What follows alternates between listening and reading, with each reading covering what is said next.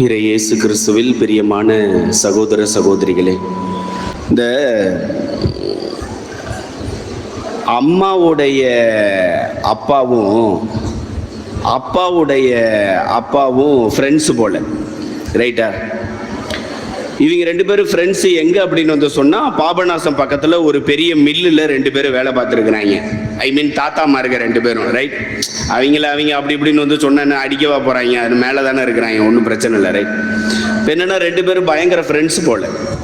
இவங்க ரெண்டு பேரும் பயங்கர ஃப்ரெண்ட்ஸாக இருந்த உடனே முதல்ல கொஞ்சம் எதிரியாக இருந்திருக்கிறாங்க. அப்புறம் ஒரே ஃபேக்ட்ரியில் வேலை பார்க்குறாங்கன்னு சொன்ன உடனே பயங்கரமாக ஃப்ரெண்ட்ஸ் ஆகி ரொம்ப அந்யூன்யமாக ஆகிவிட்டாங்க. இப்போ ரொம்ப அந்யூன்யமாக ஆன உடனே ஆட்டோமேட்டிக்காக உன் வீட்டில் எத்தனை பிள்ளைடான்னு அம்மாவுடைய அப்பா கேட்க, அப்பாவுடைய அப்பா என்ன சொல்லியிருக்காப்புல, ஒரு 7-8 பிள்ளைங்க இருக்கிறாங்க அப்படின்னு. 7-8 பிள்ளைங்களா ஆம்பளை பசங்களா பொம்பளை பிள்ளைங்களான்னு கேட்டிருக்காங்க. 7-8 பிள்ளைங்களா ஆம்பளை பசங்கன்னு சொல்லிடுறேன். உடனே அம்மாவுடைய அப்பா கிட்ட கேட்டிருக்காப்புல, உன் வீட்டில் எத்தனை பிள்ளைங்க அப்படின்னு. என் வீட்டில் மொத்தம் வந்து 7 to 8 பேர் அப்படின்னு. 8 பேர் ஆம்பளை பசங்களா பொம்பளை பிள்ளையான்னு கேட்டிருக்காங்க. பொம்பளை பிள்ளைன்னு சொன்ன உடனே இவங்க ரெண்டு பேத்துக்கும் ஒரு புத்தி வந்துருச்சு, ரைட்? நம்ம சொன்னோன்னே நமக்கே ஒரு புத்தி வருது இல்லை என்னடா நடத்தியிருப்பாங்க அப்படின்னு. தொழிற்சாலையில் வச்சே சம்பந்தம் பேசி முடிச்சிட்டாங்க. எப்படி சம்பந்தம் பேசியிருக்காங்கன்னா, அம்மாவுடைய அண்ணனையும் அம்மாவுடைய அக்காவையும் கோர்த்து விட்டாங்க, ரைட்? அப்ப அங்க அண்ணன் இங்க அக்கா, அங்க 2வது அண்ணன் இங்க 2வது அக்கா, அங்க 3வது அண்ணன் 3வது அக்கா. இந்த தப்பை மட்டும் வாழ்க்கையில எவனும் பண்ணிடாது, ரைட்டா? இந்த சொந்தக்காரங்களுக்குள்ள கல்யாணம் முடிச்சு, அதுவும் அண்ணன் தம்பி அக்கா தங்கச்சி. இதுல என்ன ஒரு பெரிய விஷயம்னா, அம்மா கூட பிறந்தவங்க எல்லா பேருமே ஹிந்து ஃபேமிலி. அப்பா கூட பிறந்தவங்க எல்லாம் கிறிஸ்தவ ஃபேமிலி. அண்ணன் தம்பி அக்கா தங்கச்சிக்கு கல்யாணம் முடிச்சு கொடுக்குறப்போ ஒரு அக்ரிமெண்டோட முடிச்சு கொடுத்துருக்கான். எவன் எந்தெந்த மதத்தை ஃபாலோ பண்ணணுமோ அவன் அந்தந்த மதத்தை ஃபாலோ பண்ணிக்கோ. மாப்பிள்ளை பொண்ணு வீட்டுக்கு வந்தாலும் சரி, பொண்ணு மாப்பிள்ளை வீட்டுக்கு போனாலும் சரி. என் குடும்பத்தில் இப்போ எத்தனை மதம் தெரியுமா இருக்கு? என் அம்மா கிறிஸ்டின், ஏன்னா இந்துல இருந்து கிறிஸ்தவங்களா போயிட்டாப்ல உள்ள அப்பாவை ஃபாலோ பண்ணி. எங்க பெரியம்மா ஹிந்துல இருந்து கிறிஸ்தவங்களா போயிட்டாங்க.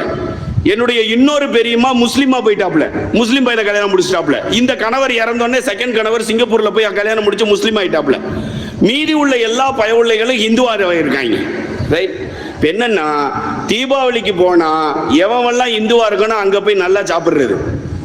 ரம்ஜானுக்கு போனா அம்மா கூட பிறந்தவங்க ஒரு 2 பேரும் முஸ்லீமா காரைக்காலில் இருக்காங்களா, அங்க போய் பிரியாணி திங்கிறது. கிறிஸ்துமஸ்ன்னு வந்துச்சுன்னா எல்லாம் மொத்தமா வந்து இங்க வந்து கொட்டிட்டு வாந்தி எடுத்துட்டு திருப்பி எந்திரிச்சு ஓடி போயிடுறது. இதுதான் வீட்டில் பொழப்பாவே இருக்கு ஒவ்வொரு வருஷமும். இதுல என்ன பெரிய விஷயம்னா, இந்துல இருந்து அம்மா கிறிஸ்தவங்களா கன்வெர்ட் ஆன உடனே அம்மாவுக்கு ஒரு 10 வருஷமா குழந்தை கிடையாதுன்னு இந்த சும்மா இருக்க மாட்டாள்கள் அந்த பொம்பளையாளுக்க தெருவுக்குள்ள. நீ இதுல இருந்து அதுல மாறினதுனாலதான் உன் வயிற்றுல குழந்தை வரலையாக்கும், நீ போய் அந்த பூசாரியை பாரு ஆசாரியா பாருன்ட்டு அனுப்பி விட்டாங்க போல.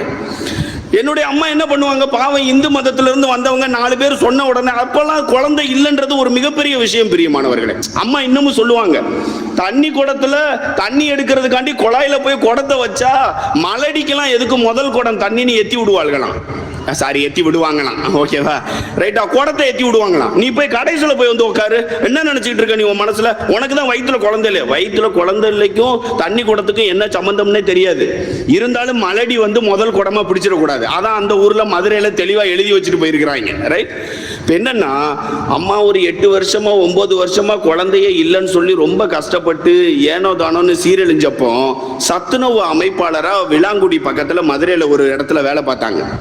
அப்ப அங்க ஒரு பாட்டியம்மா ஒரு 11 மணி போல வந்துட்டு, அம்மா நீ குழந்தை இல்லைன்னு கஷ்டப்படுறன்னு ஊர் உலகத்துல சொல்றாங்க, நீ ஒண்ணு பண்ணு, வேளாங்கண்ணி கோயிலுக்கு போ, ரைட்? போய் ஒரு தொட்டில போய் மரத்துல போய் வந்து கட்டிட்டு நீ திரும்பி வர்றதுக்குள்ள உன் வயிற்றுல ஒரு குழந்தை இருக்குன்னு சொல்லிட்டு அந்த அம்மா கடந்து போயிருச்சான். அந்த அம்மாவை அம்மா பார்த்தது கிடையாது போல, முன்ன பின்ன அந்த ஏரியால அந்த அம்மாவை பத்தி விசாரிச்சதும் கிடையாது போல. அம்மா அந்த ஒரு பாட்டியம்மா சொல்லுதே அப்படின்றதுக்காண்டி வேளாங்கண்ணி அம்மா கோயிலுக்கு போயிருக்காப்ல. போயிட்டு எல்லாம் முடிச்சுட்டு திருப்பி நாகப்பட்டினம் பஸ் ஏறி மதுரைக்கு வந்து வர்றப்ப அம்மா பஸ்லயே மயக்கப்பட்டு கீழே விழுந்திருக்காப்ல.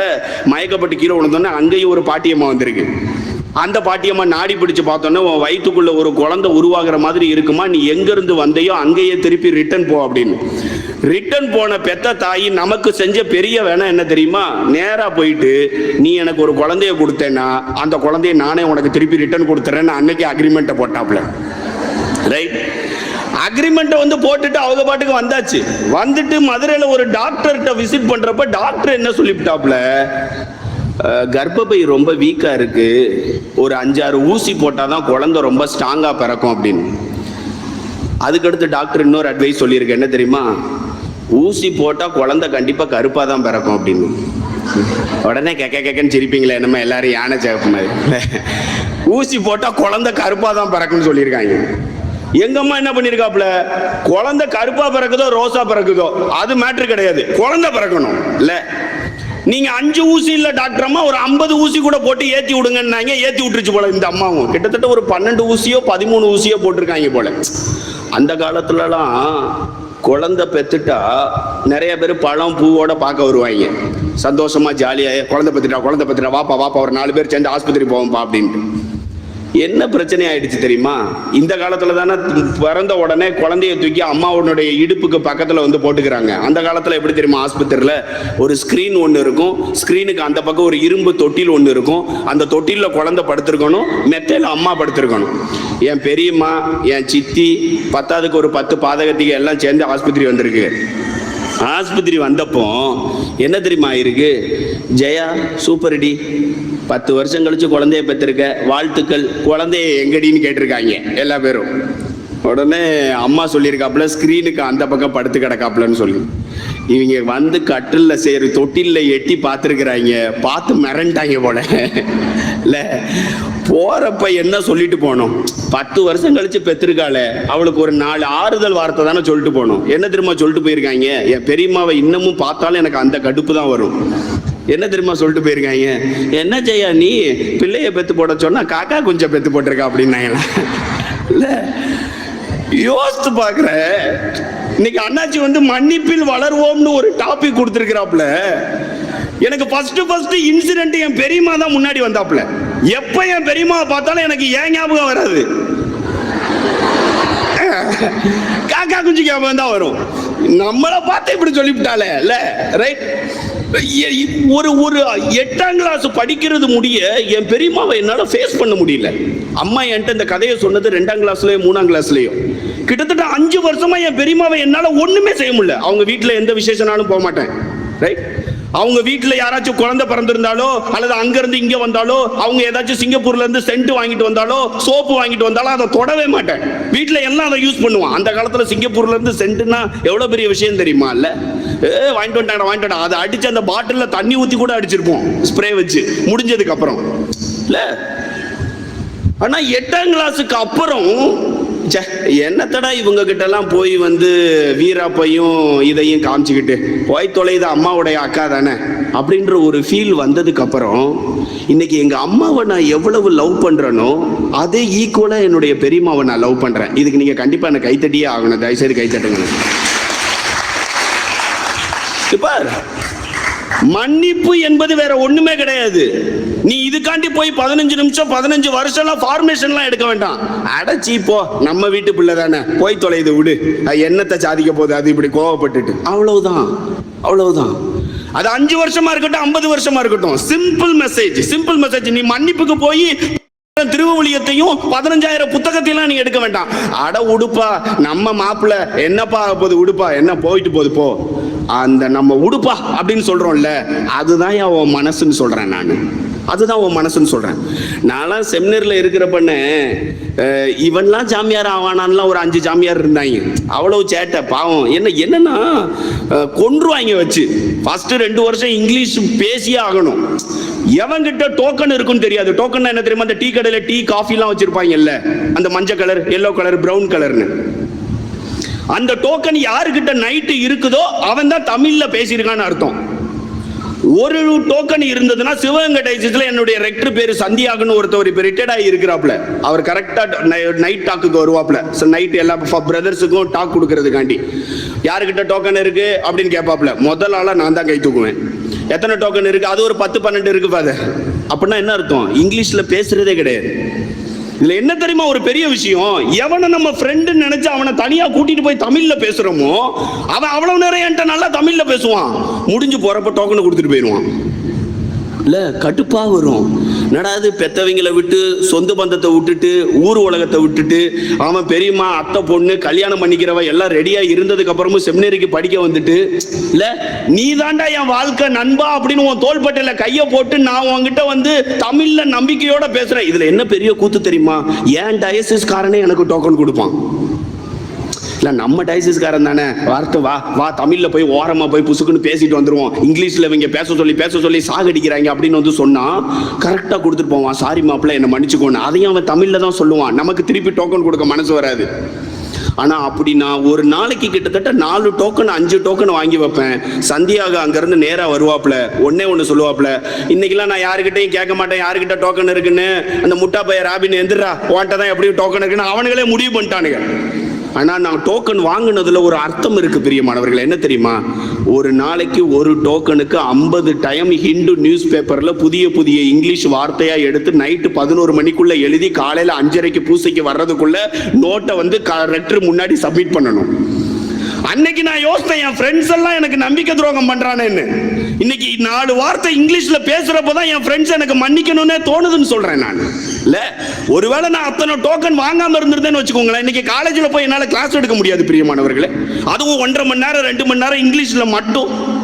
இல்ல இல்ல நான் யோசித்து பார்க்கிறேன், எவனெல்லாம் நம்ம பெரிய லெவல்ல ஆங்காரமா அகங்காரமா பொறாமையில தூக்கி வைக்கிறோமா அவனை பார்த்து இந்த பிரசங்கம் முடியறதுக்குள்ள ஒண்ணு சொல்ல, அட போடா நீ தானடா மாமா மச்சான் மாப்பிள்ள மகனான்னு பழகிட்டு இருக்கோம், உன்கிட்ட போய் நான் கோவத்தைப்பட்டு என்னடா பண்ண போறேன், போடா நீயும் சாரி நானும் சாரி இல்ல சாரி, ரைட், முடிஞ்சு போச்சு, அவ்வளவுதான். மன்னிப்புக்கு பெரிய டெஃபினிஷன்லாம் இல்ல பிரியமானவர்களே. நீயும் சாரி நானும் சாரி, முடிஞ்சு போச்சு, அவ்வளவுதான் மன்னிப்பு. பாரு நான் சொல்றேன், எவன் கோபத்தோட காழ்ப்புணர்ச்சியோட பொறாமையோட இருக்கிறானோ அவனெல்லாம் 60 to 65 வயசுக்குள்ள டிக்கெட் வாங்கிட்டு மேல போயிடுவான்னு கடவுள் ஒரு ரூல் போட்டாருன்னு வைங்க, ஒரு பயம் கோவப்பட மாட்டாங்க, ஒரு பயம் கோவப்பட மாட்டாங்க. இந்த ஆதாம் ஏவாள் எல்லாம் நல்ல வாழ்க்கை வாழ்ந்திருக்கலாம், அவங்கெல்லாம் ஒரு மாதிரி வாழ்ந்துட்டாங்கல்ல. கடவுள் வந்து உலகத்தை படைக்கிறப்போ ஒளியை படைச்சாரு. ஒளியிலிருந்து பகல் இரவுன்னு 2ஆ பிரிச்சாப்புல, ரைட்டா. அடுத்து கடலை படைச்சாப்புல, கடல்ல இருந்து நிலம் நீர் அப்படின்னு 2ஆ பிரிச்சாப்புல. அடுத்து மரங்களை படைச்சாப்புல, மரங்கள்ல இருந்து தாவரங்கள் மரங்கள் தாவர இனங்கள் மர இனங்கள்னு அப்படி தனியா பிரிச்சாப்புல. ஒட்டு மொத்தமா கால்நடைகள் விலங்கினங்களை படைச்சு போட்டாப்புல, விலங்கினங்கள் தனியா கால்நடைகள் தனியா பிரிச்சு விட்டாப்புல. இப்படியே பிரிச்சு அழகு பார்த்த கடவுள் ஆதாம படைச்சாப்புலையா, நல்ல 4 தூக்க மாத்திரையை கொடுத்து தூங்க வச்சாப்புலையா, தூங்குன உடனே விழா எலும்ப உருவுனாப்புலையா, உருவி ஊதுனாப்புலையா பொம்பளை பிள்ளை வந்துருச்சான். இல்ல யோசித்து பாருங்களேன், இப்படிதான் பொம்பளை பிள்ளைய படைச்சிருக்காப்புல. மூச்சு காத்துல பொம்பளை பிள்ளைய படைச்சு ஆதாமை எழுப்பி விட்ட உடனே அழகா ஒரு ஏவாள் வந்த உடனே ஏவாளை பார்த்து ஆதாம் கேட்கிறாப்புல, யாரு நீனு கொண்டாட்டின்னு கடவுள் சொன்னாப்புல, தயவு செய்து வா குடும்பத்தை நடத்துவோம். இல்ல எவ்வளவு ஜாலியா தெரியுமா குடும்பம் நடத்திருக்கலாம். குடும்பம் நடத்துவதற்கு ஜாலியாக இருக்கக்கூடிய தற்போதைய கால சூழல் என்ன தெரியுமா? ஒண்ணு பக்கத்திலேயே பியூட்டி பார்லர் இருக்கணும், குடும்பம் சந்தோஷமா இருக்கணும்னா. கிச்சன் என்ற பிரச்சனையே இருக்கக்கூடாது, இல்ல ஆமா தானக்கா? ஆமா ரைட், கிச்சன் என்ற பிரச்சனையே இருக்கக்கூடாது. 3வது என்னன்னா, சாப்பாடு வேலை பணம் காசு அப்படின்னு எந்த ஒரு விஷயமும் நம்ம மண்டைக்குள்ள இருக்கக்கூடாது. ஆதாம் எவளுக்கு இது எல்லாமே இருந்தது. காலையில சாப்பிடணுமா, ஆதாம் கேட்பாப்லையா பசிக்குதிரி அப்படின்னா, அந்த மரத்துல இருந்து 2 கொய்யாப்பழம் இந்த மரத்துல இருந்து 2 ஆப்பிள் பழம் எடுத்து சாப்பிட்டு தொலைமையா? இல்ல மத்தியானம் உனக்கு ரொம்ப பசிக்குதாயா, அப்ப அந்த பழப்பழத்தை உருவி வச்சு வா, 2ஐயும் பிச்சு போட்டு நம்ம 2 பேரும் சாப்பிடுவோம்ல. நைட்டு டைஜஸ்ட் ஆகல ஒரே ஒரு வாழைப்பழம். இல்ல எவ்வளவு ஜாலியா வாழ்ந்திருக்காங்க தெரியுமா? இது போக 10க்கு 4 மணிக்கு ஜீசஸ் கடவுள் வருவாராம், வந்து ஏழை இங்க வாங்கடா வாடா கூட்டிட்டு போவோம்டா, இன்னைக்கு என்னடா நடந்தது அப்படின்ட்டு காலையில இருந்து சாயந்தரம் முடிய இந்த பாண்டியன் ஸ்டோர் பாக்கியலட்சுமி பாரதி கண்ணம்மா பாக்குற மாதிரி கதையா விட்டுருக்காங்க. இல்ல இங்க இது நடந்தது ஆண்டவரே, அங்க அது நடந்தது ஆண்டவரே, இங்க இப்படி இருந்தது ஆண்டவரே, அங்க அப்படி இருந்தது ஆண்டவரேன்னு. இல்ல யோசித்து பாருங்களேன், கிச்சன் கிடையாது, பியூட்டி பார்லர் கிடையாது, ஜிஆர்டி ஜுவல்லரி கிடையாது, போத்தீஸ் RMKV சென்னை சில்க்ஸ் அந்த பிரச்சனையே ஆதாமுக்கு கிடையாது. அப்ப அவன் எவ்வளவு சந்தோஷமா வாழ்ந்திருப்பான்ல. ஜோரா ஒரு தடவை ஆண்கள் கைத்தட்டிக்கோங்க பார்ப்போம். அவங்கள தான் கைத்தட்ட சொன்ன, நீங்க ஏன் கைத்தட்டுறீங்கல்ல? ஜோரானா உடனே புழுன்னு தட்டிடுறது இல்ல. யோசித்து பாருங்களேன், ஆதாம் அவ்வளவு சந்தோஷமா இருந்தாயா? என்னைக்கு ஊதி விட்டு பக்கத்துல இழுத்து விட்டாரோ அன்னைக்கே வேண ஆரம்பிச்சது. ஒரு நாள் சாயந்தரம் கடவுள் வர்றதுக்கு முன்னாடி பாம்பு வருதான். பாம்பு வந்து ஏவாள்கிட்ட பேசுறாப்லையா, ஏவாளே இந்த மரத்தில் உள்ள கனியை மட்டும் ஏன் தெரியுமா சாப்பிட வேணான்னு சொன்னாப்புல, நீ கடவுளா மாறிடுவேல்ல, கடவுளா மாறிடுவேன். எனக்கு ஆதாம் ஏவாளை ரொம்ப பிடிக்கும். ஏன் தெரியுமா? ஆப்பிள இது தின்னது மட்டும் இல்லாம நான் மட்டும் எப்படி திங்கிறது, 2 கடி நான் கடிக்கிறேன், ஏத்தான் இந்தாங்க தான் நீங்களும் ஒரு 2 கடி கடிங்கல்ல. அந்த முட்டா பையில கொஞ்சமாச்சும் புரிஞ்சிருக்கலாம். ஏன்னா அந்த பழத்தை சாப்பிட்டா செத்து போவான்னு கடவுள் சொன்னதுக்கு அப்புறமும் கடிச்சு தொலைஞ்சிட்டே கொடுத்து தொலை, என்ன பண்ணி தொலைறல்ல. ஆதாமும் ஏவாளும் அவ்வளவு லவ். நீ தப்பு பண்ணாலும் நானும் தப்பு பண்றேன், நீ செத்து போனாலும் நானும் செத்து போறேன். உண்மையிலே ஜோரா ஒரு தடவை இப்ப கைத்தட்டிக்கோங்க பாப்போம் ஆதாம் ஏவாளுக்கு. இல்ல தருவை குலத்துல நம்ம குடும்பத்துக்கு கடவுள் அப்படி சாயந்தரம் வந்து ஒரு மரத்தை பார்த்து இந்த மரத்தை மட்டும் சாப்பிடாதரான்னு சொன்னதுக்கு அப்புறமும் கூட மனைவி மரத்தை சாப்பிட்டதுக்கு அப்புறம் அந்த பழத்தை எடுத்து கொண்டு வந்து கணவர்கிட்ட தருவை குலத்துல கொடுத்தா அந்த கணவர் தருவை குலத்துல சாப்பிட்டுருவாரு? சொல்லுங்க பாப்போம். ஒரு கணவர் கை தூங்க பாப்போம். மிக்கலை தூதரை இறக்கி வச்சுட்டு கணவரை மேலே ஏற்றிடலாம் முடியாது, முடியாது. யோசித்து பாருங்களேன். நீ செத்து போவன்னு தெரிஞ்சதுக்கு அப்புறமும் கூட என் பொண்டாட்டி சாப்பிட்டாடா அந்த பழத்தை, நான் சாப்பிட்றேன்டா இல்ல, சாப்பிட்டாப்ல. சாப்பிட்டுட்டு அப்பதான் திறந்து பார்க்காங்க. அப்பதான் RMKVக்கும் போத்தீஸுக்கும் வேலையே வருது. ஐயோ என்னம்மா நீனு ட்ரெஸ் இல்லாம இருக்க, நானும் ட்ரெஸ் இல்லாம இருக்க, ஓடுறா மரத்துக்கு பின்னாடி இல்ல. குடுகுடுன்னு ஓடினோடனே கடவுள் வழக்கம் போல எங்க இருக்க அவருக்கு தெரியாதா இவங்க எல்லாம் ஒளிஞ்சிருப்பாங்கன்னு சும்மா போட்டு பாக்குறாப்ல, எங்க இருக்க அப்படின்னு. இவனுக்கு என்ன பயம் தெரியுமா? ட்ரெஸ் இல்லாம இருக்கிறோன்றது பயம் கிடையாது, கடவுளினுடைய பேச்சை மீறிட்டோன்றது பயம் கிடையாது. ஐயோ இதை சாப்பிட்டா செத்து போயிருவோமே, அதான் என் பயம். ஐயோ செத்து போயிருவோமே, இந்த மாதிரி தோட்டம் இனி கிடைக்காத, பாலா போனவன் இப்படி ஆப்பிள தின்னுபுட்டு எனக்கு கொடுத்துட்டாலே, அவதான் எரிச்சல். அந்த எரிச்சல்ல தான் ஆதாம் ஃபர்ஸ்ட் ஸ்டேட்மெண்ட் சொல்றாப்ல, நான் ஒண்ணும் பண்ணல, நீ எனக்கு கொடுத்த பாத்தியா ஒருத்தவ, அவதான் எனக்கு இன்னொன்னு கொடுத்தா இல்ல. ரைட், தெளிவா சொல்றான் ஆதாம், நான் ஒரு தப்பு பண்ணலையா, தயவு செய்து என்ன மட்டும் காப்பாத்துற மாதிரி காப்பாத்து நீ லைட்டா, அவதான் எனக்கு அந்த ஆப்பிள கொடுத்தான். கடவுளுடைய மன்னிப்பு பாத்தீங்களா? அந்த பழத்தை சாப்பிட்டா நீ செத்து போயிருவேன்னு சொன்னதுக்கு அப்புறமும் கூட, பழத்தை சாப்பிட்டதுக்கு அப்புறமும் கூட ஒரே ஒரு விஷயம் தான், ரொம்ப ஜென்டிலா பிஹேவ் பண்ணுவாப்ல. என்ன தெரியுமா? அடைச்சி போங்கடா, உங்க மேல நான் எவ்வளவு பாசம் வச்சிருந்தேன், பாசத்துக்கு எடுத்துக்கிட்டேன், அதுக்காண்டி உன்னை நான் என்ன கொலை பண்ணணும்னு நான் நினைக்கிறேன், கொல்லணும்னு நான் நினைக்கிறேன், விட்றா மன்னிச்சு விட்றேன்டா, போடா போடா போடா. ஏன்னா என்ன தெரியுமா, என் மனசை நீ காயப்படுத்திட்டு அதுக்கு நீ தண்டனை அனுபவிச்சே ஆகணும், நீ கொஞ்சம் கஷ்டப்பட்டு வேலையை பாடுறா இல்ல.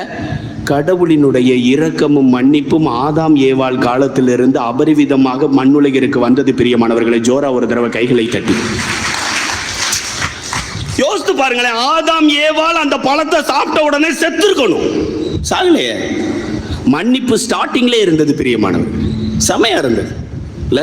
காயின் ஆபேலும் சண்டை போட்டாங்கயா, ஒருத்தன் வெட்டிக்கிட்டாங்க.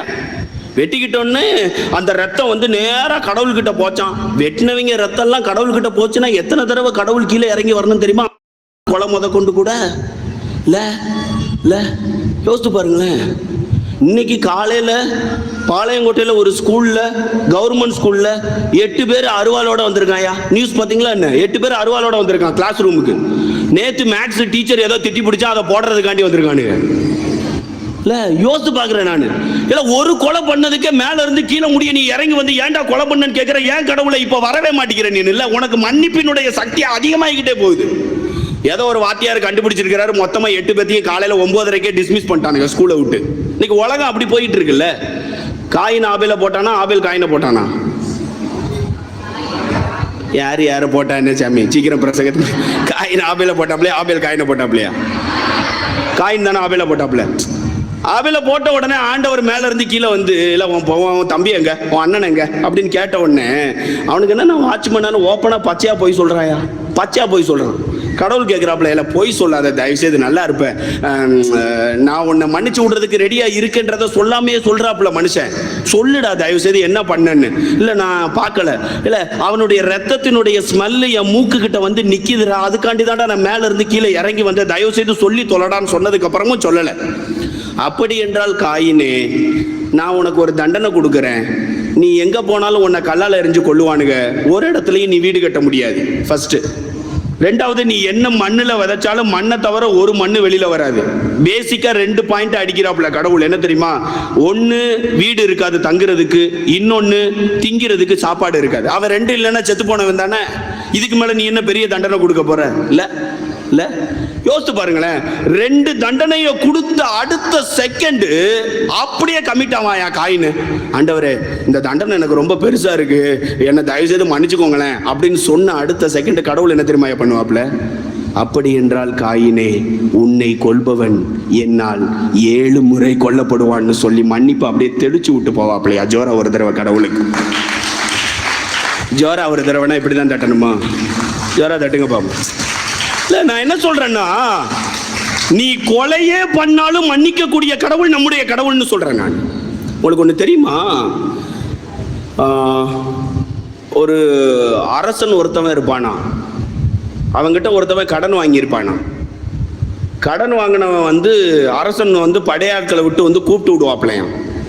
கூப்பிட்டு விட்டோடனே இவன் நேராக வருவானா, எங்களை கடனை அப்படின்னு கேட்ட உடனே இவன் சொல்லுவானா, என் ஒய்ஃபுக்கு உடம்பு சரியில்லை, என் விவசாயத்தில் தண்ணி வரல, கடலுக்கு போனேன் மீன் பிடி சரியாக பிடிபடலை, வீட்டில் என் பிள்ளைகளுக்கு ஃபீஸ் கட்டலை, உனக்கு மட்டும் நான் எப்படியா வட்டி கட்ட முடியும்னு கேட்பானா. அப்போ அந்த அரசன் தராசு பக்கத்தில் நின்றுட்டு சரியான ஒரு நீதி சொல்லுவானா. என்ன தெரியுமா சொல்லுவானா? விடுறாடே, இவன் மொத்த கடன் அதோட சேர்ந்திருக்கக்கூடிய வட்டி குட்டி எல்லாத்தையும் கழிச்சு விடு, போடா நிம்மதியாடுறா குடும்பத்தோட. இல்ல, கழிச்சு விட்டுட்டு இவன் கொஞ்ச தூரம் நடந்து போறப்ப வாசக்கதவு கிட்ட ஒருத்தவன் நிப்பானா, அவன் இவனுக்கு ஒரு 100 ரூபாய் கடன் தரணுமா, அவன் சட்டையை பிடிச்சி இழுக்கிறான். இல்ல, பிச்சிரும், எப்பல தருவேன், கொன்றுவேன் அப்படி. அதை பக்கத்தில் உள்ளவன் போட்டு கொடுக்குறான். யாருக்கிட்ட? அரசன் கிட்ட. அரசன் நேராக இலை தராசை பக்கத்தில் வச்சுட்டு நீதி நியாயம் பேசிட்டு உனக்கு நான் மன்னிப்பு கொடுக்குறேன், நீ என்னன்னா உன் புத்திய அரண்மனையை விட்டு வெளியில போறதுக்குள்ள அவன்கிட்ட காமிக்கிற. 1000 ரூபாய் கொடுத்த நான் உன்னை மன்னிக்கிறேன், 100 ரூபாய் கொடுத்த அவனை நீ மன்னிக்க மாட்டேங்கிற, இங்க வாங்கடா அப்படின்னு 4 பேரை கூப்பிட்டு சிறைச்சாலை கீழே ஃப்ரீயா இருக்கு, அங்க அழுகையும் அங்கலாய்ப்பும் இருட்டும் இருக்கும், அதனால அவனை தூக்கி உள்ள தள்ளிடான்னு சொன்னாங்களாம். தள்ளினாங்களாம். அதுதான் நற்செய்தி வாசகம் நமக்கு தெளிவாக சொல்லி காண்பிக்கிறது. நான் இதுல ஒரு விஷயம் சொல்லட்டா, மன்னிக்கின்றவன் யாரும் தராசுக்கு அருகில் தான் இருப்பார்கள், மன்னிக்காதவர்கள் யாரும் அழுகையும் அங்கலாய்ப்பும் உள்ள இடத்தில் தான் இருப்பார்கள். நல்ல மேட்டரை ஞாபகம் வச்சுக்கணும். தராசுக்கு அருகில் இருப்பவர்கள் அனைவரும் மன்னிப்பவர்கள் என்று சொன்னால், மிக்கேல் அதிதூதர் கையில் தராசை தாங்கிக் கொண்டிருக்கிறார். 24 மணி நேரமும் தருவை குலை மக்களை மன்னிக்க தயாராக இருக்கிறார். பிரியமானவர்களை, ஜோரா ஒரு தடவை கைகளை தர. ஒரு விஷயத்தை நல்லா யோசிச்சுக்கோ, என்ன தப்புனாலும் பண்ணாலும் என்னுடைய கடவுள் மன்னிப்பார் என்ற ஒரு மிகப்பெரிய வெறிய தூக்கி உள்ளவை. அதுக்காண்டி வாலண்டியரா போய் தப்பு பண்ணாத ப்ளீஸ். அதை வச்சு நசுக்கி விட்டுருவாப்ல. இல்ல, அவர் தான் இருக்காரு, ரைட்டு, மன்னிக்கிற கடவுள் பாத்துக்குருவாரு. இல்ல, அதெல்லாம் வாழ்க்கை. சென்னையில போரூர்ல ஒரு சர்ச்சு ஒன்று கட்டிட்டு இருக்கிறேன். அந்த சர்ச்சு ப்ராஜெக்ட் போய்கிட்டு இருக்கு. முந்தா நாள் காலையில அங்கிருந்து நேரா கார்லயே வர்றேன். சரியான பசி, ஒரு 2 மணிக்கு.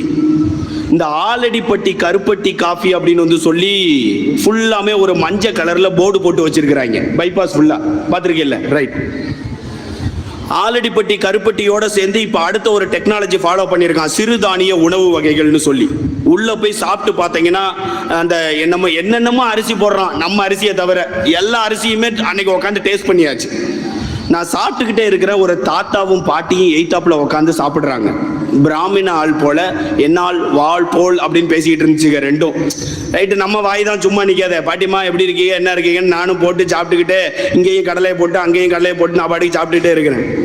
இப்போ என்ன விஷயம் ஆச்சுன்னா, அந்த பாட்டியம்மா கிட்டையும் தாத்தா கிட்டையும் எந்த அளவுக்கு க்ளோஸா பழகியாச்சுன்னா, அந்த அம்மா என் பில்லை சப்மிட் பண்ணுது, நான் அந்த பாட்டியம்மாவுடைய பில்லையும் தாத்தா பில்லையும் கொடுக்குறேன். அந்த அளவுக்கு 2 பேரும் க்ளோஸ் ஆயிட்டோம் ஒரு 10-15 நிமிஷத்துல. நேரா போய் அம்மா நான் போயிட்டு வரேன், நான் திருநெல்வேலி பக்கம் போகணும் அப்படின்னு சொல்றேன். அந்த பாட்டியம்மா சொல்லுது, பேரண்டி நான் சென்னை பக்கம் போறேன், நல்லா வேண்டிக்கையா அப்படின்னு சொன்ன உடனே ரைட் ஓகே.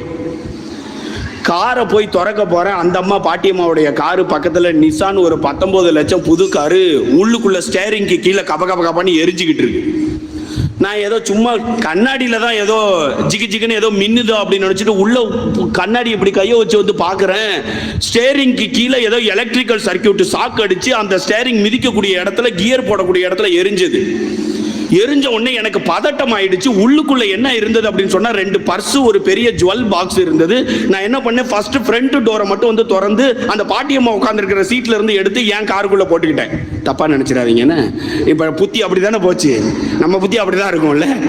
என் காருக்குள்ள போட்டுக்கிட்டேன். இப்ப ஒரு பாட்டியம்மாட்ட அந்த கதையை சொன்னா, எடுத்துட்டு வீட்டுக்கு வந்துட்டீங்களா சாமி நீங்க அப்படின்னு வாப்ல இல்ல, தூக்கி உள்ள போட்டுட்டு நான் கத்துறேன், காரிய ரீதியான்னு. சுத்தி உள்ள வேலைக்கார எல்லா பேரும், ஹோட்டல்ல இருக்கிறவன் எல்லாம் வேகமா ஓடி வர்றான். ஒருத்தவன் ஃபயர் எக்ஸ்டிங்யூஷர் எடுத்து அடிக்கிறான். அடிச்சா அதை அணைய தானே செய்யணும், தீ கபன்னு பேக் சீட்டுக்கு பரவுது. என்னத்தடா அடிக்கிறீங்க இப்படி பரவுதுன்னு பார்த்தா, ஒரு 10 நிமிஷத்துல அந்த இடம் ஃபுல்லா கருப்பாய் போச்சு. அடுத்த ஒரு 10 நிமிஷத்துல அது வெடிக்குது. அவன் ஷட்டரை க்ளோஸ் பண்ணிட்டு வேகமா கடைக்குள்ள 10 பேர் போறான், இங்க 10 பேர் போறான். இந்த தாத்தாவும் பாட்டியும் எரிஞ்ச காரினுடைய விஷயத்தை கண்ணால பார்த்துட்டு ஸ்டன்னாகி போய் அப்படியே உக்காந்துருக்குங்கய்யா. ஷட்டரை க்ளோஸ் பண்றப்ப நான் வேகமா உள்ள ஓடி போய் தாத்தா பாட்டி கிட்ட, உங்க காரான்னு கேட்கிறேன். ஆமா பேராண்டின்னு அந்த பாட்டி அழுதுகிட்டு சொல்லுது. 19 லட்சம் அப்படின்னு அந்த தாத்தா சொல்றாரு. எப்பயா வாங்கினேன்னு கேட்டா, போன வாரம் தான் புக் பண்ணுங்கிறாரு. போன வாரம் புக் பண்ண காரி எப்படியா இப்படி எரியும் அப்படின்னு வந்து கேட்டா, தெரியலையே, இவகிட்ட நான் சொன்னேனே ஏசி போட்டு வெளியில வர வேண்டாம், ஹாட்டா இருந்தாலும் பரவாயில்ல, வண்டி போடுறப்ப ஏசி போட்டுக்கலாம்னு சொன்னேனே, அதனால ஏதாவது ஆயிடுச்சா தம்பின்னு கேட்டுட்டு புலம்பி இப்படி தலையில கை வச்சோன்னா அந்த பாட்டி அடுத்த ஒரு ஸ்டேட்மெண்ட் சொல்லுது, என்னால தானங்க இவ்வளவும், சாரிங்க அப்படின்னு வந்து கேட்ட அடுத்த செகண்ட் இந்த தாத்தா என்ன தெரியுமா சொன்னாப்ல, மனுஷன் அந்த மனுஷன் என்ன தெரியுமா சொன்னாப்ல, 19 லட்சம் காரு போனா என்னடி, நீ என் பக்கத்துல உயிரோட இருக்கிறல்லன்னு சொன்னாப்ல. ஜோரா ஒருத்தர் கைகளை தட்டி. எனக்கு அந்த தாத்தா முந்தா நாள் காலையில ஒரு பாடத்தை சொல்லி கொடுத்தாப்லையா, இதை வச்சுதான் நான் ஸ்டார்ட் பண்ணணும்னு நினைச்சேன். நான் ஆக்சுவலா பிரசங்கத்தை சீரியஸா சொல்றேன். 19 லட்சம் எனக்கு முக்கியம் கிடையாது. நீ சொன்னதுக்காண்டி நான் ஏசிய போட்டு வந்த மாதிரி அது முக்கியம் கிடையாது. நீ என் பக்கத்துல உயிரோட இருக்கல, நீ எதுக்கடி சாரி கேட்கிற? இல்ல மன்னிக்க கூடிய தன்மை இருந்தது என்று சொன்னால், எனக்கெல்லாம் அவங்க 2 பேரும் கடவுளா தெரிஞ்சாங்க பிரியமானவர்களே. ஒரு சாதாரண ஒரு வாக்கியாக்கும் வரப்புக்கும் ஒரு நகைக்கும் ஒரு 1 மீட்டர் இடத்துக்கும் 1 சென்ட் இடத்துக்கும் நாரிக்கிறோம் ஊருக்குள்ள.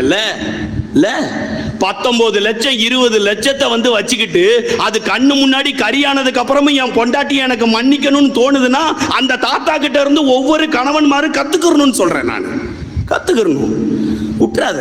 யாரையும் மேக்சிமம் காயப்படுத்தாத. காயப்படுத்தினாதானே நீ மன்னிப்பே பண்ணணும். நீ ஏன் காயப்படுத்தணும்னு கேட்கிறேன். நான் காயப்படுத்திடாத. பாருங்க, இந்த ஊதாரி மைந்தன் ஒரு ஊமை இருக்குல்ல, ஊதாரி மைந்தன். இதுல நல்லவன் யாரு, கெட்டவன் யாரு?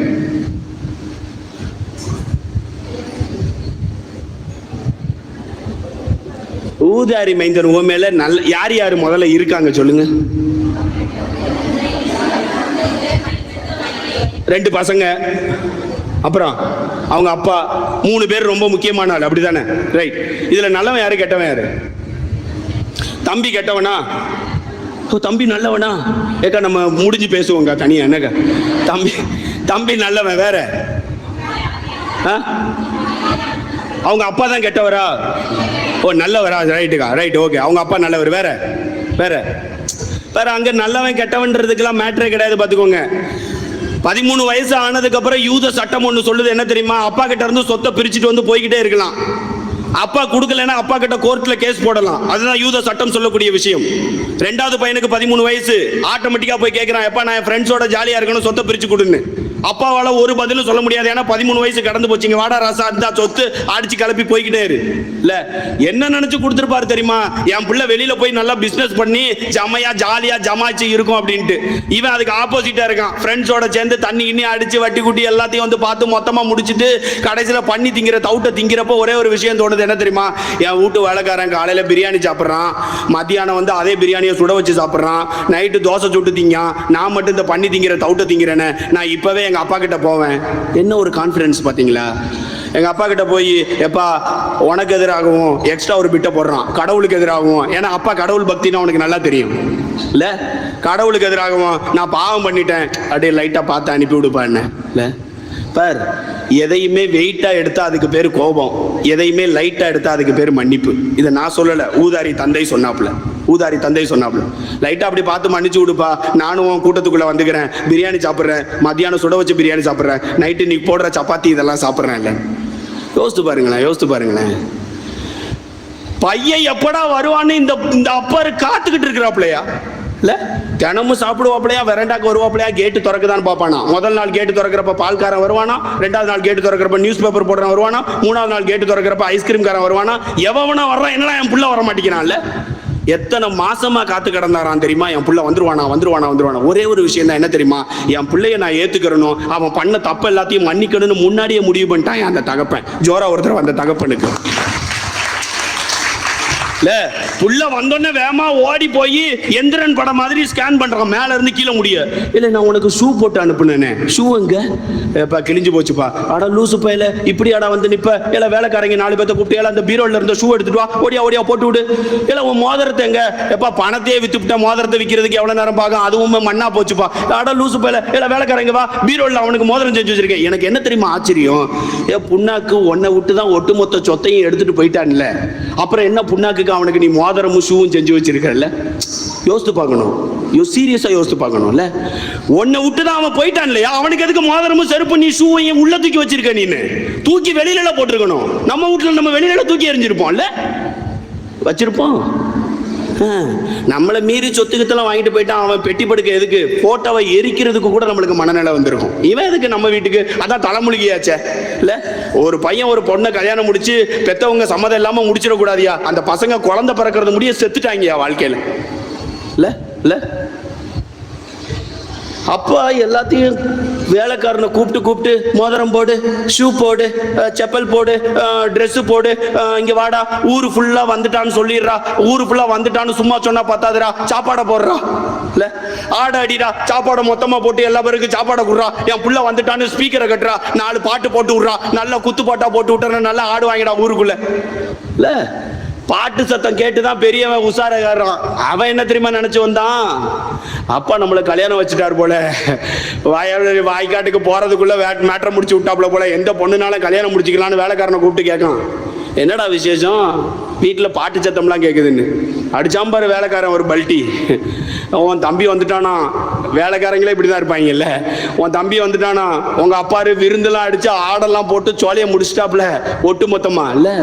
யோசிச்சு பாருங்களேன், இவன் போய் நேராக போய் ஒன்னே கேட்குறான், எப்பா இவ்வளோ நாள் அவன் உன்னை விட்டுட்டு போனான், அவனுக்கு நீ ஆடு மாடெல்லாம் வெட்டுற, என்னைக்காச்சும் ஒரு நாள் நான் உனக்கு மாத்திரை வாங்கி கொடுத்துருக்கேன், வாக்கிங் கூட்டிட்டு போயிருக்கேன், உன் விவசாய வேலையை நான் வேலையா பார்த்துருக்கேன், என்னைக்காச்சும் ஒரே ஒரு நாள் எனக்கு நீ என் ஃப்ரெண்ட்ஸை கூட்டுவாடா ஆடு வெட்டுவோன்னு சொல்லியிருக்கியாப்பா அப்படின்னு கேட்ட உடனே அப்பா என்ன தெரியுமா சொல்றாரு, என்னுடையதெல்லாம் உன்னுடையது. மவனை, என்னுடையதெல்லாம் உன்னுடையது, என்னுடைய செயின் உன்னுடையது, என்னுடைய மோதிரம் உன்னுடையது, என்னுடைய ட்ரெஸ் உன்னுடையது, என்னுடைய செருப்பு உன்னுடையது. ஆனா நான் உன் தம்பி கிட்ட சொல்றப்ப என்னுடையதெல்லாம் உன்னுடையதுன்னு சொல்லலையா, பீரோல்ல இருந்து செயின் எடுத்துட்டு வர சொன்னேன், பீரோல்ல இருந்து நகை எடுத்துட்டு வர சொன்னேன், பீரோல்ல இருந்து ட்ரெஸ் எடுத்துட்டு வர சொன்னேன், பீரோல்ல இருந்து ஷூ எடுத்துட்டு வர சொன்னேன். அவனுடையதெல்லாம் அவனுடையதுதான், அவனை நான் மன்னிச்சு ஏத்துக்கிட்டேன். இப்ப நீ இவ்வளவு தூரம் பேசுறல, என்னுடையதெல்லாம் உன்னுடையது, உன்னையும் என்ன மன்னிக்க ஆள் உண்டுடா, அது உண்டுடா, நான் உன்னை மன்னிக்கிறேன்டா அப்படின்னு சொல்லி லவ் யூ சொன்னவர் தான் ஊதாரி, மைந்த நல்ல ஊதாரி தந்தை. பிரியமானவர்களை ஜோரா ஒரு தடவை கைகளை தட்டி பாரு. மன்னிப்பு எங்கெல்லாம் இருக்கிறதோ அங்கெல்லாம் நம்ம ராஜாவா இருப்போம், தளபதியா இருப்போம். அதுதான் உங்க தளபதி. Right right. யோசித்து பாருங்களேன், நினிவே நகரத்து மக்கள் யோனாவை கூப்பிட்டு ஒரு 4 பகல் 4 இரவு நடந்து போடா, நடந்து போயிட்டு 4 பகலா 3 பகலா 3 பகல் 3 இரவு நடந்து போடா, போயிட்டு நினிவே நகரத்தில் உள்ள எல்லா பத்திட்டையும் சொல்லுடா, மொத்தமாக எல்லா பற்றியும் நான் தீக்கரை ஆக்க போகிறேன், போட்டு தள்ள போகிறேன் அப்படின்னு சொன்ன உடனே யோனா சொல்கிறாப்லையா, என்ன தெரியுமா சொல்கிறாப்ல கடவுள்கிட்ட, இங்கே பாரியா, நான் 3 பகல் 3 இரவு நடந்து போவேன், அங்கே போய் நான் ஸ்டேட்மெண்ட்டை சொல்லுவேன், கடவுள் உங்கள் மேலே கோபமாக இருக்கிறாரு, ஊரையே போட்டு தள்ள போகிறாருன்னு. அவங்க உடனே சாக்கோட உடுத்தி சாம்பலை பூசி தெருவில் உட்காருவாங்க. நீ என்ன பண்ணுவ தெரியுமா, புசுக்குன்னு அப்பா வாப்பா என் பிள்ளைங்கப்பா நீங்கள் வந்துருச்சாதுங்கப்பா அப்படின்னு கட்டி அணைத்து முத்தம் தள்ளி விட்டு அனுப்பி விட்டுருவாரு. நான் தான் கடைசியில் லூசு பயல ஆவேன்னு யோனா சொல்றாப்ல, நான் போகவே மாட்டேங்கிறாப்ல. கடவுள்கிட்ட இருந்து தப்பிச்சு வேற ஒரு இடத்துக்கு போய் போட்ல இருந்து கீழே குதிச்சு அவனை தூக்கி கீழே போட்டு கடல் கொந்தளிச்சு மொத்தமா ஒரு மீன் வாய்க்குள்ளேயே முதல்ல வாயா, என்ன வாய் மீன் வாய்க்குள்ள போய் வந்து முழுங்கி மீன் டைஜஸ்ட் பண்ண முடியாம அது கக்குனதுல வெளியில வந்தவர் தான் நம்மாளு. அங்கேயும் வந்து கடவுள் நிக்கிறாப்புல, ஏழை தயவு செய்து போட நல்லா இருப்ப. அப்பயும் அவன் ஒரு ஸ்டேட்மெண்ட்டை வாங்கிட்டு தான் சொல்றான், நீ அங்க போய் மன்னிக்க கூடாது கடவுளே, நான் 3 பகல் 3 இரவு நான் நடக்கிறதுக்கு ரெடியா இருக்கேன். இல்ல அவனுக்கு பண்ற பாவம் அப்படிடா, நான் சத்தியமா அவனுங்களை தீக்கரை ஆக்கிடுவோம்டான்னு சொல்லிதான் அனுப்பி விடுறாப்புல. இவன் போய் மலையடி வாரத்துக்கு மேல போய் வந்து நின்றுட்டு, ஏடா இன்னும் கொஞ்ச நாள்ல உங்க ஊர் எல்லாத்தையும் கடவுள் காலி பண்ண போறாரா அப்படின்னு சத்தம் போட்டு சொன்ன உடனே நினிவே அரசன் சுதாரிக்கிறான். டபார்னு ட்ரெஸ்ஸை கலட்டுறான், சாம்பல் எடுத்து உடம்பு ஃபுல்லா பூசுறான், சாக்க உடுத்துறான், குடுன்னு தெருவில் ஒன்றுடைய முனையில போய் வந்து உட்காந்துக்கிறான். அவனை பார்த்து ஊர்ல உள்ள எல்லா பேரும் சாக்கூட உடுத்தி சாம்பல் போட்டு உட்காடுறாங்க. நாய் பேய் எல்லாம் வந்து உட்காருதியா, தெருவுக்குள்ள எல்லாம் உட்காருது. அடுத்த செகண்ட் மன்னிக்கிறாரியா நம்மாளு, அடுத்த செகண்ட் மன்னிக்கிறாப்புல. என்ன தெரியுமா, எல்லாரும் வந்துட்டீங்களாப்பா, ரைட் ஓகே மன்னிச்சு விட்டுரு. இப்ப கேனப்ப யார் தெரியுமா, யோனா. இந்த புண்ணாக்க தான் நான் அப்பவே சொன்னேன் நான். இல்ல கடுப்பாய் போய் ஒரு பாறையில போய் உட்காருவாப்பிலையா, பாறையில ஒரு செடி ஒண்ணு கொடுப்பாப்பிலையா, பாறை பயங்கரமா சூடாகுமா, இந்த செடியை பார்த்தோன்னா யோனாவுக்கு மனசு நிறைய குளிர்ச்சி வருமா, ஐயோ நல்ல வேளை கடவுள் நிழல கொடுத்துட்டாருன்னு பேசிக்கிட்டே இருக்கிறப்ப செடி கருகி போயிருமா. அவர் என்ன வரத்து வர வச்சிருக்காரு பாருங்க கடவுள். அப்பதான் யோனாவுக்கு ஒரு விஷயம் சொல்றாப்புல, செடி கருகுனதுக்கே இந்த வரத்து வர்றையடா, தீக்கரையாக்கி என் பிள்ளைங்க கருகுனா நான் என்ன வரத்து வருவேன். ஜோரா ஒரு தடவை கடவுளுக்கு கைகளை தட்டி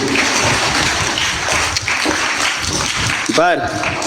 கடவுளை போல மன்னிப்பவர் இதுவரை பிறந்ததும் இல்லை, இனி பிறக்க போவதும் இல்லை.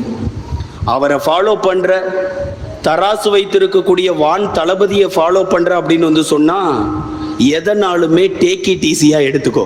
லைஃப்ல எது வந்தாலும் சீரியஸா நீ எடுத்தன்னு வையேன், இன்னைக்கு நம்ம ஐசியூல தான் படுத்து கிடக்கணும். சீரியஸா சொல்றேன், நான் சீரியஸா சொல்றேன். உன்னை எவனாச்சும் ஒருத்தவன் திட்டுறானா, அடப்போ நாளைக்கு வந்து ஒரு 2 தடவை திட்டிட்டு போடா நல்லா இருப்ப அப்படின்னு சொல்லி அனுப்பு, வந்துருவான் நாளைக்கு காலையில. உன்னை திட்டுறான்ட்டு நீ அடுத்து ரியாக்ட் பண்ற பாத்தியா, அதுலதான் வாழ்க்கை மொத்தமும் போகுது. கஷ்டம்தான் பிரியமானவர்களே. நான்லாம் இந்த சிவில் ஃபீல்டுக்கு வந்ததுக்கு அப்புறம் நானாவே இல்லை. அங்கி போட்டால் அன்பா இருக்கணும், பேண்ட் சட்டை போட்டால் திட்டிக்கினே இருக்கணும். இதுதான் பொழப்பாவே மாறி போச்சு இல்லை. ஒவ்வொரு டைமும் பிரசங்கம் பீடத்தில் வந்து வைக்கிறப்ப எனக்கு தான் வைக்கிறது. நான் இன்னைக்கு வர்றதுக்கு முன்னாடி எத்தனை பேர்த்த எத்தனை கொத்தனாரை நான் மன்னிச்சேன், எத்தனை சாமியாரை நான் மன்னிச்சேன், எத்தனை சாமியார் என் மனசை கஷ்டப்படுத்தினாங்க, எத்தனை சாமியாரை நான் கஷ்டப்படுத்தினேன். அவங்க என்ன மன்னிக்கிறாங்களே இல்லையோ, போய் தொலைது போ, சாரி போ, நீயும் சாரி நானும் சாரி, புரிஞ்சு போச்சு.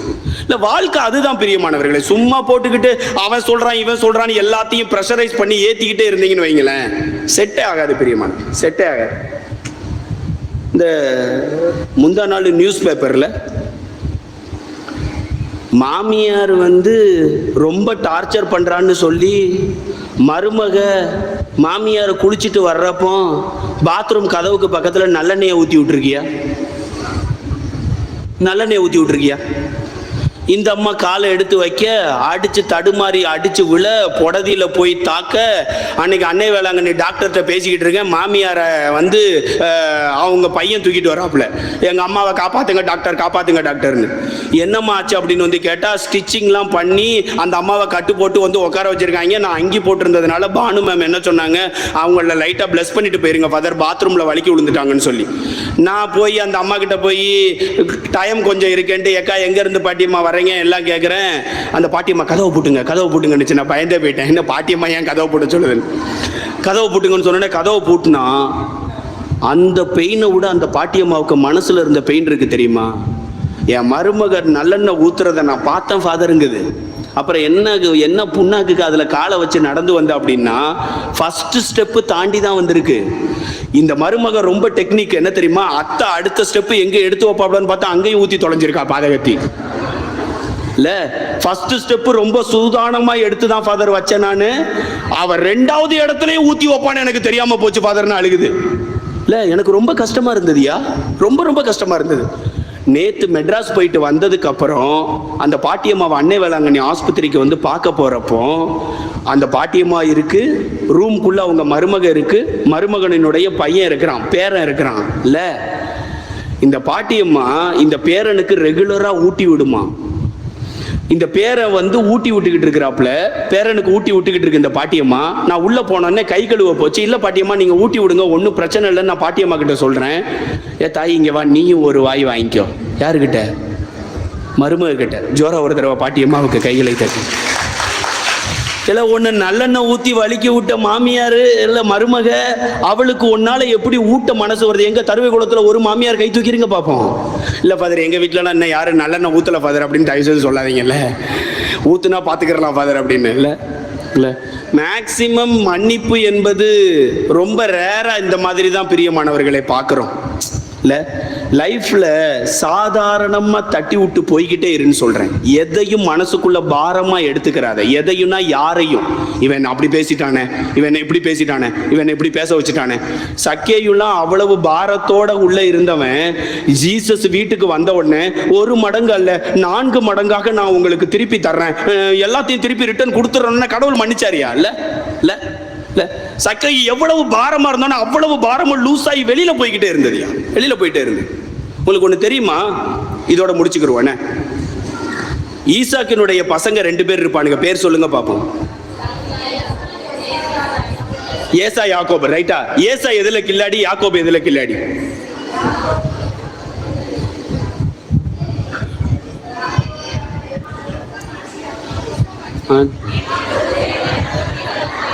ஏசா வேட்டையாடுறதுல கில்லாடி, யாக்கோபு எதுல கில்லாடி? ஆடு மாடு மேய்க்கிறதுல இல்ல தாயி, ஏமாத்துறதுல தான் கில்லாடி.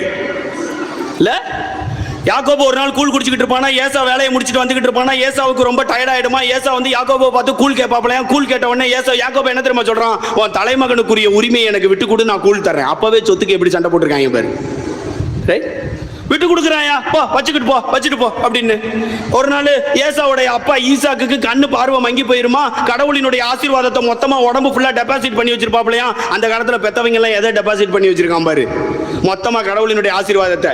சாகிறதுக்கு முன்னாடி ஏசாவை கூப்பிட்டு சொல்றாப்லையே, நீ தானே மூத்த பையன், இங்க வா, எனக்கு வேட்டை பதார்த்தங்களை ஆடுவதில் நீ வல்லவன் ஆயிற்று, எனக்கு மானு புலி கிளிண்டி எல்லாத்தையும் அடிச்சு கொண்டு வா, எல்லாத்தையும் மொத்தமா சாப்பிட்டுட்டு கடவுள் எனக்கு கொடுத்த ஆசீர்வாதத்தை மொத்தமா டெபாசிட் பண்ணி வச்சிருக்கிறேன், உனக்கு நான் நிறைவா கொடுத்துறேன் அப்படின்னு சொன்ன உடனே வேமா இவன் ஓடுறான்.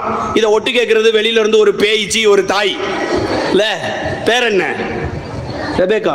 உங்க அண்ணன் கிட்ட உங்க அப்பா இதெல்லாம் பேசினாரா, தயவு செய்து இங்க வாடா, நான் இங்க வா, அங்க முனியாண்டி விலாசில் போய் 3 பிளேட் பிரியாணி வாங்கிட்டு வா, சிக்கனு மட்டன் எல்லாத்தையும் வாங்கிட்டு வா, உங்க அண்ணன் வர்றதுக்கு முன்னாடி நான் உனக்கு சமைச்சு தர்றேன்ல. இல்ல எப்படிலாம் விளாண்டுருக்காங்க பாரு, சமைச்சு தரேன் ஓடியாடா அப்படின்னு. அப்பயும் இந்த யாக்கோபு ஒரு கொஸ்டின் கேட்குறான், ஏம்மா அண்ணன் கை ஃபுல்லாக முடியா இருக்குமேம்மா, என் கையில் அப்படி ஒன்றுமே இல்லையம்மா. அப்பாவுக்கு கண்ணு தெரில, ஓகே, அப்பா தொட்டு பார்த்தாருன்னா கண்டுபிடிச்சிருவாரம்மா. அதுக்கு இந்த பேய்ச்சி இந்த தாய் ஒரு ஐடியா வச்சிருக்காப்புல. என்ன தெரியுமா? எங்க வா, ஆட்டு ரோமத்தை கத்தரிச்சு எடுத்து வச்சிருக்கிறேன், கையில் கட்டி விட்றேன். உங்கள் அப்பா ஒருவேளை கையை நீட்டுன்னு சொன்னால் வலது கையை மட்டும் நீட்டு, உங்கள் அப்பா தொடுவார், தொட்ட உடனே முடியா இருக்குமா, முடியை பார்த்தோன்னே நீ யாக்கோபு இல்லை ஏசான்னு முடிவு பண்ணி உனக்கு ஆசீர்வாதத்தை கொடுத்துருவாப்புல. அள்ளி வாங்கிட்டு ஓடி ஆடான்ட்டு ஓடி வருவாங்க. இந்த அம்மா என்ன சொல்லி கொடுத்துச்சோ அது அப்படியே டிப்பிக்கலா நடக்கும், அப்படியே டிராமா அப்படியே ஓடியான். ஆசீர்வாதத்தை வாங்கிட்டு வந்து வெளியில போனதுக்கு அப்புறம் உண்மையான ஏசா என்ட்ரி ஆனோன்னு அவன் ஒண்ணு கேட்பான், எப்பா எல்லாத்தையும் தம்பிக்கு கொடுத்துட்டியா, ஒண்ணு மட்டும் எனக்கு வச்சிருக்கியாப்பா, நல்லா இருப்பா, பார்த்து போடுப்பா.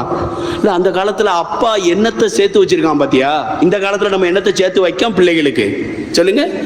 நான் 2 பாட்டில் அடிக்கிறேன், நீ ஒரு 4 பாட்டில் அடிறா சாமி, நல்லா இருப்பேன். இல்ல நான் இப்படிலாம் புறம்போக்குத்தனமா நிக்கிறேன், நீ அப்படியே நடடா. இல்ல அதல்ல வாழ்க்கை. ஆசீர்வாதத்தை வாங்கி கொடுப்பது தான் வாழ்க்கை. இல்ல ஓடுனதுக்கு அப்புறம் இவன் விரட்டிட்டு ஓடுறாயா, யாரு தெரியுமா? ஏசா. வெட்டிடணும்னு இவன் அங்க போய் தப்பிச்சது யாருக்கிட்ட தெரியுமா? அவனா யார் வீட்டுல சரண்டர் ஆகுறாங்க அந்த காலத்துல? மாமா வீட்டுல. அங்க 2 பொண்ணுங்க இருக்கு, 2ஐயும் கல்யாணம் பண்றான். அவன் வாழ்க்கைய பாரு, ஏமாத்திட்டு போனவனுக்கு வாழ்க்கைய பாரு. இல்ல 2ஐயும் கல்யாணம் பண்ணி சந்தோஷமா திருப்பி ரிட்டர்ன் வர்றப்ப இவன் வெட்டணும் நிக்கிறவனை பார்த்து இந்த வருத்தப்படாத வாலிபர் சங்கத்துல ஒரு 4 பேர் இருப்பாங்க பாரு, அவனை உசுப்பேத்தி விட்டுக்கிட்டே ஏசாவை பார்த்து, ஏலா உன் தம்பி வந்துட்டான், வா திருப்பி வெட்டணும் வா வெட்டுவான், ஓடியா. இல்ல வா வெட்டணும் ஓடியா. வெட்டுறதுக்கு தான் திருப்பியும் போறான். அத்தனை வருஷம் கழிச்சு இவன் கல்யாணம் முடிச்சானா முடிக்கலையான்னு கூட தெரியல, வெட்டுறது மட்டும்தான் இவன் வாழ்க்கையில வெறியா இருந்தது. இல்ல உள்ள போய் பார்த்தா முதல் வரிசையில வேலைக்காரி, 2வது வரிசையில வேலைக்காரியோடைய பிள்ளைங்க, 3வது வரிசையில மூத்த மனைவி லேயாவினுடைய பிள்ளைங்க, அடுத்து ராகேலினுடைய பிள்ளைங்க. நம்மாலு பாகுபலி படத்துல பிரபாஸ் நிக்கிற மாதிரி கடைசியில் நிப்பாப்ல. இவன் அருவாளை தூக்கி பார்த்துட்டு எங்கடா என் தம்பின்னு பார்த்தா முதல் வரிசையில எல்லாம் குடும்பமா நிற்கும், பின்னாடி வரிசையில நம்மால் நிற்பான். யாக்கோபு கெட்டவனா இருந்தாலும் பிரில்லியன்ட். அவன் என்ன தெரியுமா?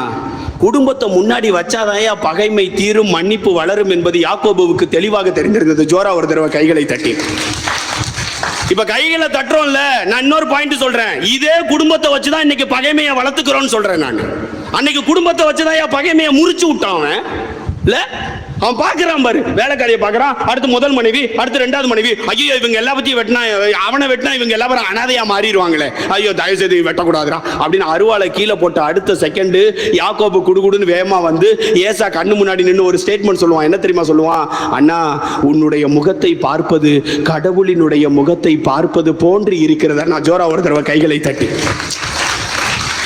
மேட்ராதான் பிரியமானவர்களை, எவன் ஒருவன் அடுத்தவனை வஞ்சகம் இல்லாமல் மன்னிக்கின்றானோ அந்த மனிதனினுடைய முகம் கடவுளினுடைய முகம். கடவுளினுடைய முகம். உற்றாத பார், எவ்வளவு பாவம் பண்ணிட்டு இந்த தராசை தூக்கிக்கிட்டு நிக்கக்கூடிய இந்த மனுஷன்ட்ட நீ வந்தையோ அத்துணை பாவங்களும் மன்னிக்கப்படுதுன்றதுதான் திருவிவிலியம், திருவரலாறு நமக்கு சொல்லக்கூடிய ஒரு மிக பெரிய செய்தி. பெரிய செய்தி. கடவுளே மன்னிக்கிறப்ப நீயும் நானும் ஏன் மன்னிக்காம இருக்க கூடாதுன்னு கேட்கிறேன் நான். அவ்வளவு பாவம் செஞ்ச காயினை மன்னிக்கிறாப்புல, ஏவாளை மன்னிக்கிறாப்புல, யோனா நகரத்துல நினிவே நகரத்துல உள்ள மக்களை மன்னிக்கிறான், ஊதாரி தந்தை மன்னிக்கிறாப்புல, சக்கேயுவை மன்னிக்கிறாப்புல. இல்ல திருவிவிலியத்துல உள்ளவங்க எல்லாம் மன்னிப்புல வாழ்ந்தவங்கயா. ஜீசஸ் சிலுவையில தொங்குறப்போ, தந்தையே இவர்கள் செய்வது இன்னதென்று அறியாமல் செய்கிறார்கள், இவர்களை மன்னியும். இல்ல எவன்டா சொன்னா செய்யறது அறியாம செஞ்சாங்கன்னு சொல்லி? எங்க அடிச்சா சிலுவையை தூக்கிட்டு கல்வாரி மலை முடிய போவார்னு தெரிஞ்ச முதுகுல அடிச்சாங்கயா. முதுகுல அடிச்சாங்க. இங்க அடிச்சாதான் முதுகு நிமிரும், சிலுவை தூக்கப்படும் அவங்களுக்கு தெரியும். முள்மூடி குத்துனப்போ மூளைக்கும் முள்ளுக்கும் இடையில 1 இன்ச்சு தான் கேப் இருந்ததாம். இன்னும் கொஞ்ச நேரம் இழுத்து அடிச்சிருந்தாங்கன்னு வையன், மூளைக்குள்ள போயிருந்துச்சுன்னா ஆள் அங்கேயே இறந்துடக்கூடாதுன்றதுக்காண்டியே இவ்வளவு கேப்ல அடிச்சு விட்டு நிறுத்தினானுங்க. Inch by இன்ச்சா. துப்புனா முகத்துல தான் துப்பணும், அடிச்சா முதுகுல தான் அடிக்கணும், குத்துனா மூளைக்கு முன்னாடி முடியதான் குத்தணும், வச்சு இழுத்தா முதுகையும் முதுக சார்ந்திருக்க பகுதிகளை மட்டும்தான் இழுக்கணும், சிலுவையை இவர் மட்டும்தான் தூக்கணும் தெரிஞ்சே பண்ணானுங்க எல்லாத்தையும். நம்மால பிரேயர் என்ன தெரியுமாயா? தந்தையே இவர்கள் செய்வது இன்னதென்று அறியாமல் செய்கிறார்கள். அட என்னையா முட்டாள்தனமா பிரேயர் பண்ற? அதுதான் என் லைஃப். என்னைக்கு அந்த மனுஷன் மன்னிக்கிறார்னு வார்த்தையில சொன்னாப்பிலேயே 3வது நாள் உயிர் தழுவார் என்பது திருவிவிலியம் நமக்கு சொல்லியே சொல்லப்படாத ஒரு மிகப்பெரிய மறைபொருள் பிரியமானவன். அவ்வளவுதான். மண்டக்குள்ள ஏறிட்டல ரைட். தந்தை, மகன், தூய ஆவியாரின் பெயராலே ஆமென்.